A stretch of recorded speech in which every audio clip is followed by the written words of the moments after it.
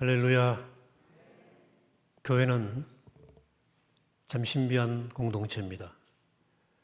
땅에 존재하지만 하늘에 그 뿌리가 있는 그런 공동체입니다. 땅의 능력이 아니고 하늘로부터 오는 능력을 덧입는 곳입니다. 성령의 임재로 탄생한 공동체가 교회입니다. 성령 강림절은 이 땅에 교회가 임한 생일이기도 합니다. 오늘은 총회 선교주일입니다. 교단이 출범했던 지 69년 되는 주일입니다. 아마 내년이면 저희 교회는 60주년 되고요. 총회는 70주년이 되겠습니다. 우리 교단 출발의 중심에 계셨고 또 우리 교회 울타리가 되셨던 장군 김조주 목사님이 말년에 성령 창가라는 기도시를 쓰셨어요. 이런 내용입니다. 그리스도를 아는 지식, 그리스도를 믿는 심정, 그런 것은 나에게 물 없는 우물, 메마른 마디외다. 성령님, 당신의 재창조 없이 새 사람 없나이다. 새 역사도 없나이다. 성령님 능력 없이 교회도 선교도 없나이다. 오순절 성령 강림, 그것은 하늘에서 쏟아지는 성령의 폭포였습니다. 인간의 범죄성, 백두산 천지보다 더 깊은 심연, 그 밑바닥까지 뒤집는 성령의 폭포였나이다. 2000년 교회 사는 잔잔하게 고요하게 흘러흘러 억만 인간들 마음 받추기는 성령의 수로였나이다. 오 성령님의 은혜, 하늘어머니 사랑, 그 무량의 품속에 전 우주의 사랑의 공동체로 영원히 영광스레 살아오리이다 라고 쓰셨습니다. 말년의 시입니다. 87년 돌아가시는데 83년도쯤에 쓰신 시입니다.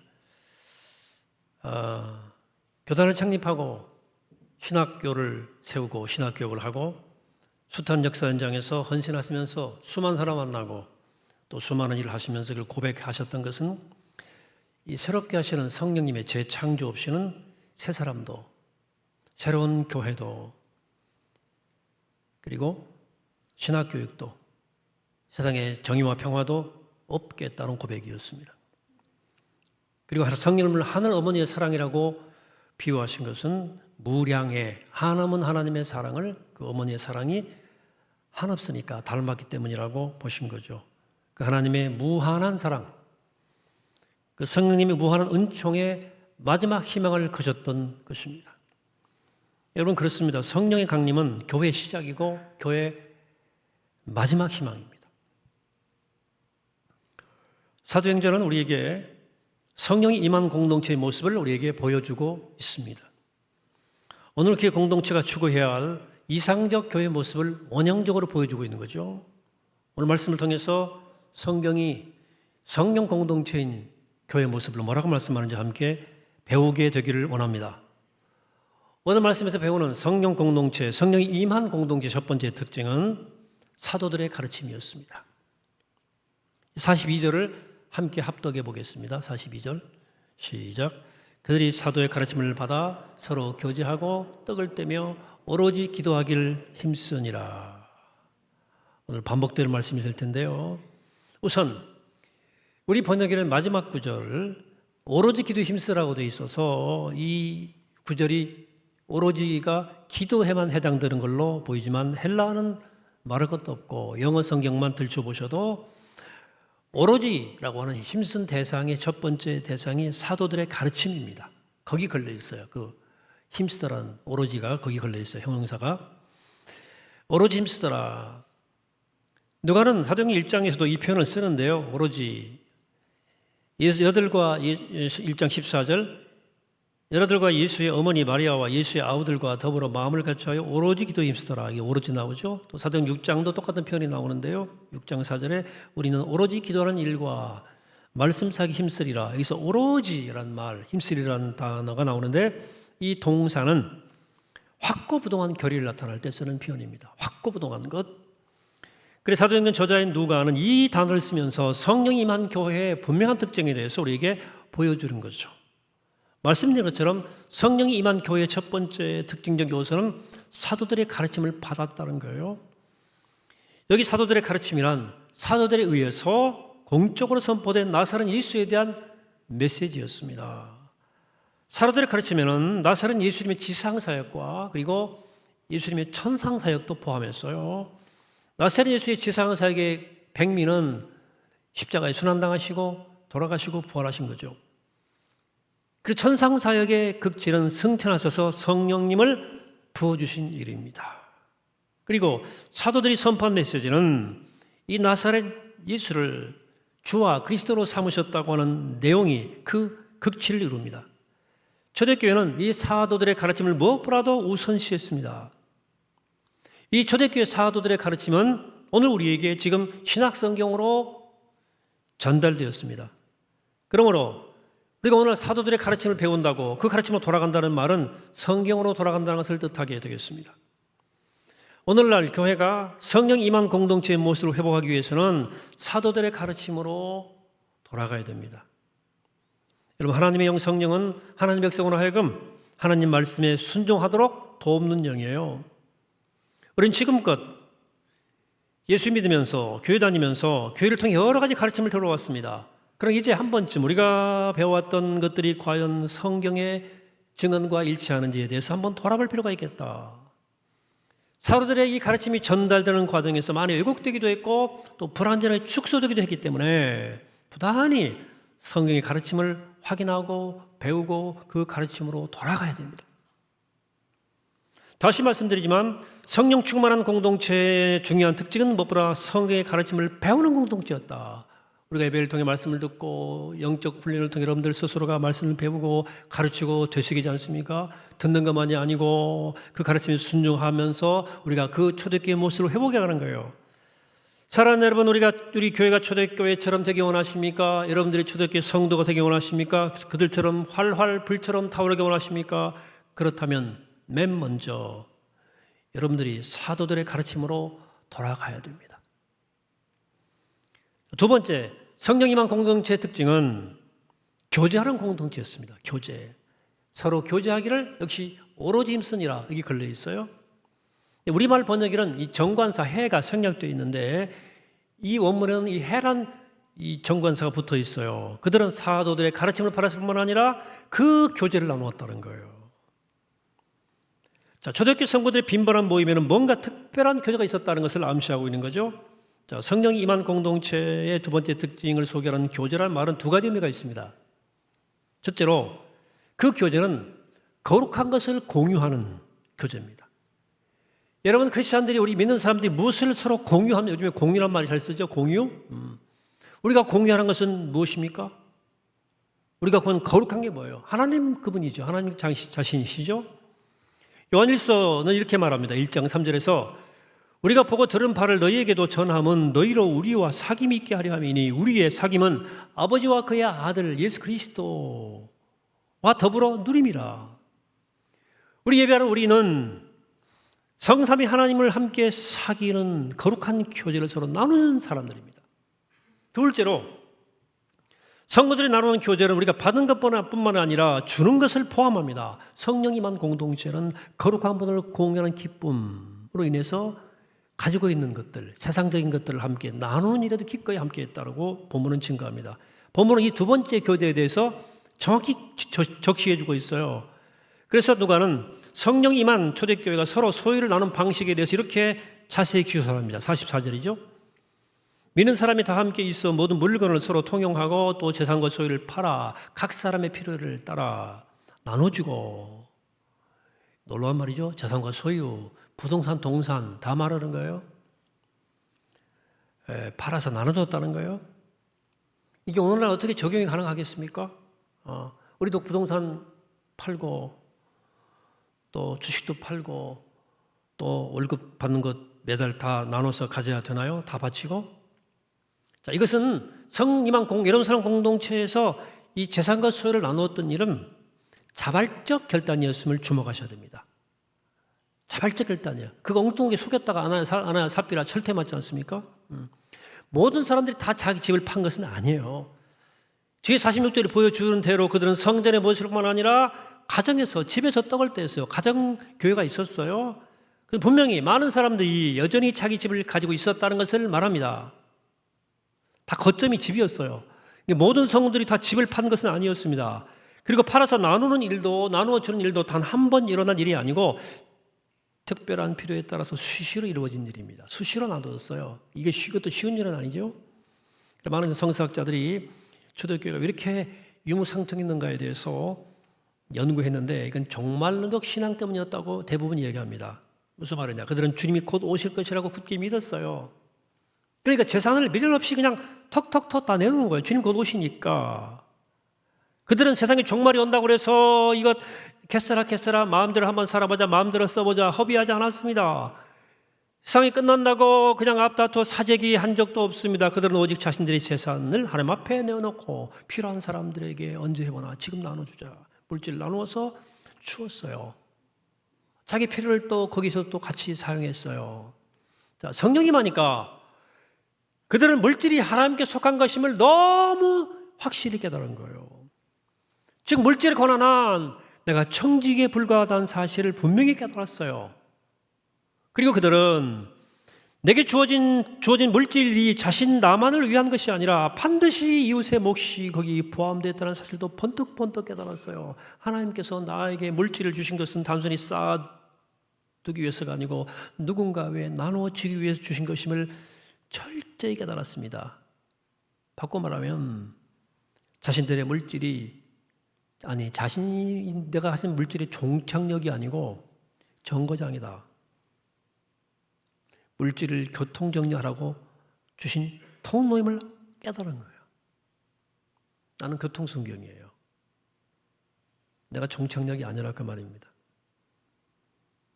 그리고 자신들이 필요한 것 역시 이 하나님 앞에서 하나님의 말씀을 따라 사용했어요. 바울의 표현을 빌리자면 무엇을 먹든지 무엇을 마시든지 무엇을 하든지 하나님의 영광을 위해서 한 거예요. 이게 성령이 임함으로 나타난 공동체적 현상이었습니다.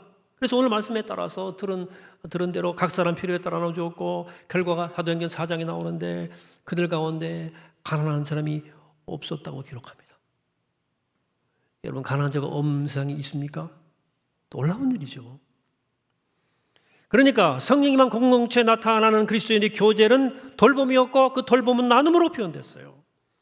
그래서 사도 요한은 후에 그 서신서에서 성도들을 향해서 이렇게 권면합니다. 3장 17절에서 누가 이 세상의 재물을 가지고 형제의 궁핍함을 보고도 도와줄 마음을 닫으면 하나님의 사랑이 어찌 그 속에 거하겠느냐. 자녀들아 우리가 말과 혀로만 사랑하지 말고 오직 행함과 진실함으로 하자.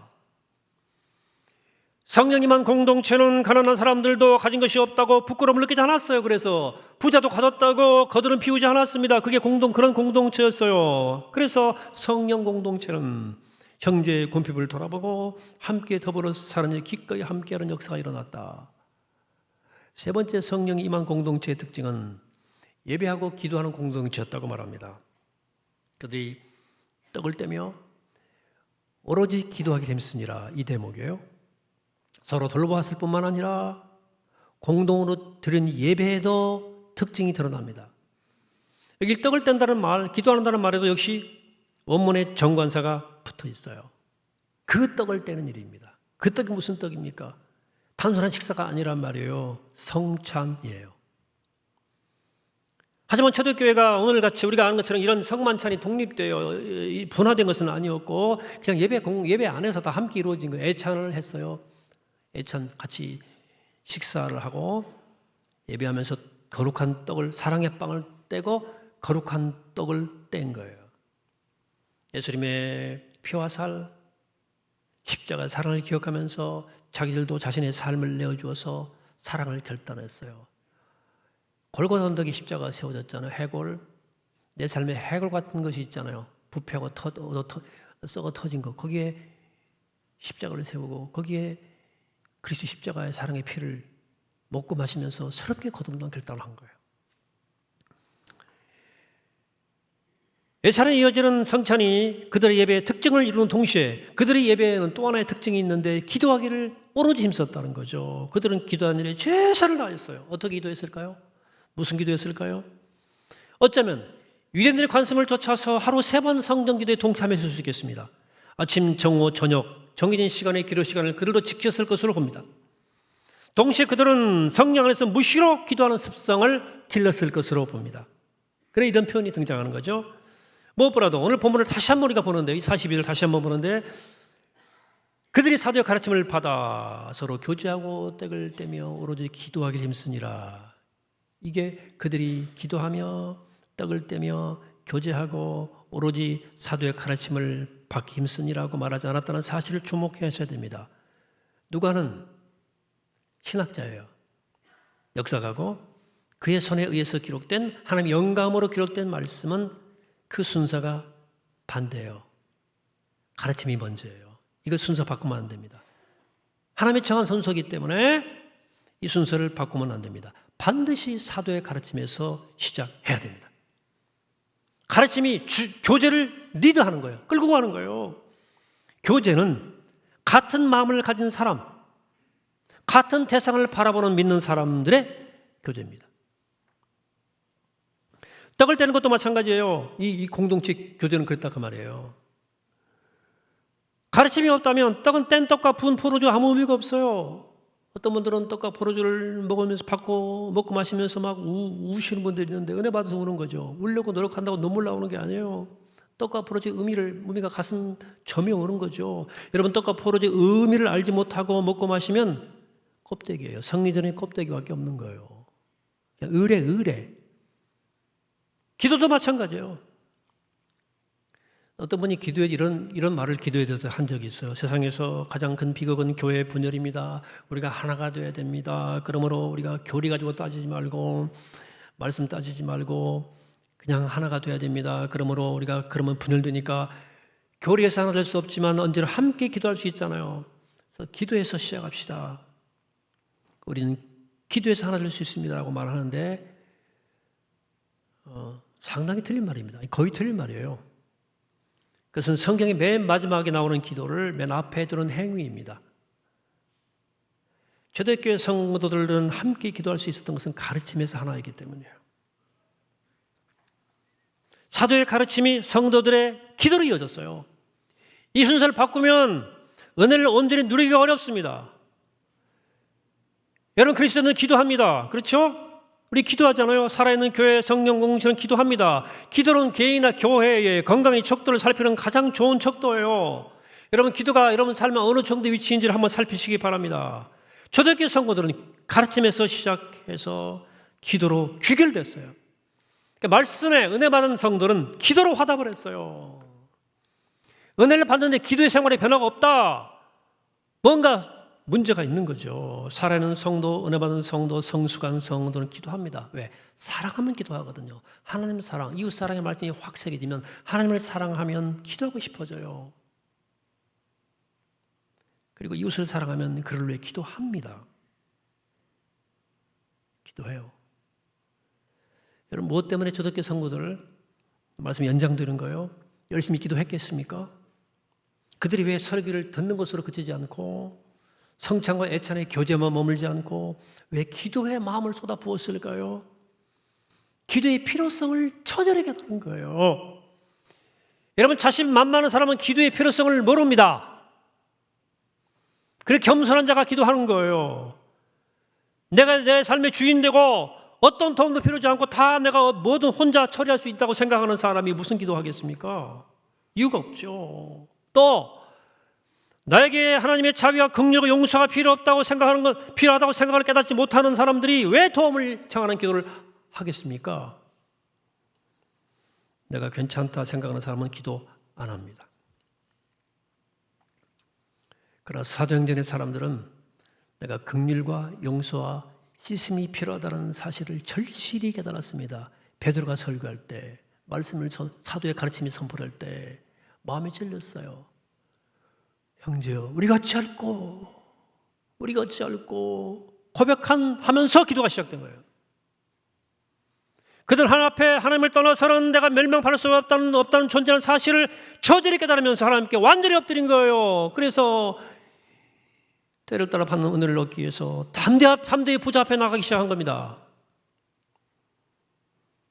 성령 임한 공동체 네 번째 특징은 성장하는 공동체였다는 것입니다. 우리가 지금껏 성령 임한 공동체, 신앙 공동체의 특징들을 살펴보았어요. 사도의 말씀이 있고 우리 성도의 교제가 있고 성찬과 기도로 구성된 예배를 살펴보았는데, 그러나 이것만으로 성령 임한 공동체의 모든 특징을 다 설명할 수는 없습니다. 42절은 그렇지만 뒤로 가면 교회 내적인 측면뿐만 아니라 외적인 성장에 대해서도 언급하고 있습니다. 그러면 초대교회가 어떻게 그렇게 성장을 했을까요? 전도 폭발 프로그램이 있었는가요? 무슨 특별한 전도 프로그램이 있었는가요? 새생명 축제가 있었는가요? 초대교회의 역사적 양상을 기록한 오늘 본문에 보면 그런 기미가 없어요.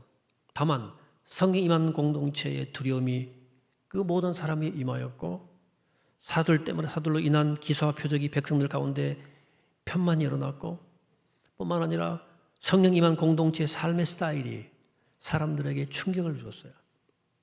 가진 거 다 팔아서 나누는 삶의 스타일이 감동적이었고, 그 공동체는 가난한 데가 없었다. 또 기도하고 참여하는 성도들의 모습이 해처럼 밝아서 칭송받기에 충분했을 거예요.